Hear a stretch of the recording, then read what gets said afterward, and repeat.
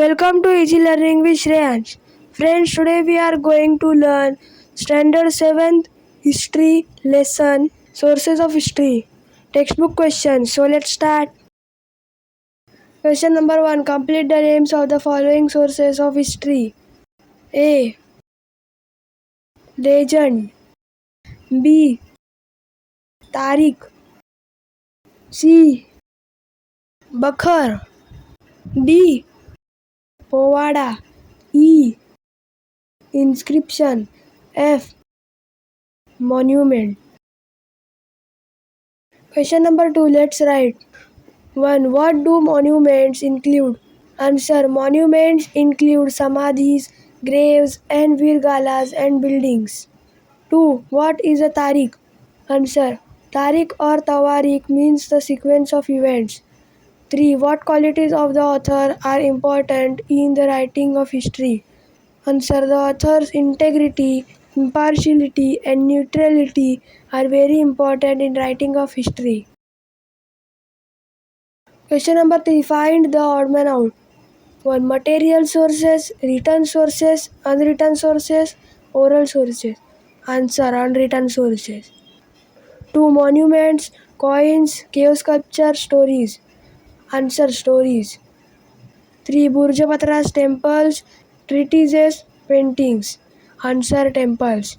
4. Ovis, tarikhs, folktales, myths. Answer. Tarikhs. Question number 4. Explain the following concept. 1. Material sources. Answer. Those authentic material evidences or proofs of the ancient period which support our study of historical events are called material sources of history. For example, memorials, buildings, cave sculpture, inscription, coins, copper, plates, forts, etc. Written sources. Answer. Those authentic evidences or proofs of the ancient period which are in written form are called written sources of history. For example, documents of proceedings in courts of kings, genealogies, shakawali, correspondence, dispatches, treatises, biographies, travelogues, chronicles, tawarikhs, etc. Oral sources. Answer. We understand various aspects of folk life through folk literature, traditionally passed from generation to generation, and they are known as oral sources of history. For example, myths, folk songs, gatha, slokas, abhangas, povadas, proverbs, legends, etc. Question number 5. It is necessary to evaluate sources of history. Give your opinion. Answer. Yes, it is necessary to evaluate the sources of history. Just because a source is old does not mean it is reliable or true. We should examine their authenticity and see which sources are genuine and which are fake. We must evaluate its quality with the help of different methods and through critical analysis.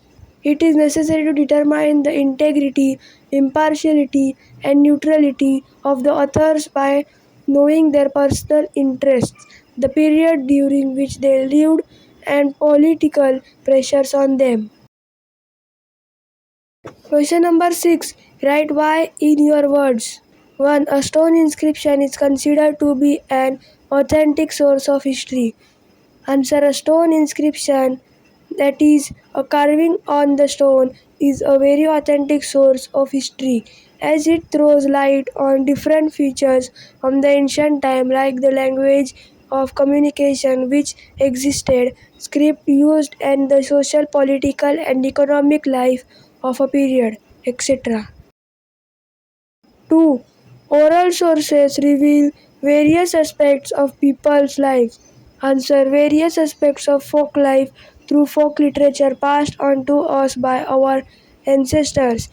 They are pearls of wisdom and they hold a wealth of knowledge about the past. It throws light on the rich cultural life of the past and different art forms which were practiced in those times. So friends, if you like this video, please subscribe my channel and don't forget to press the bell icon. Thank you friends and bye bye.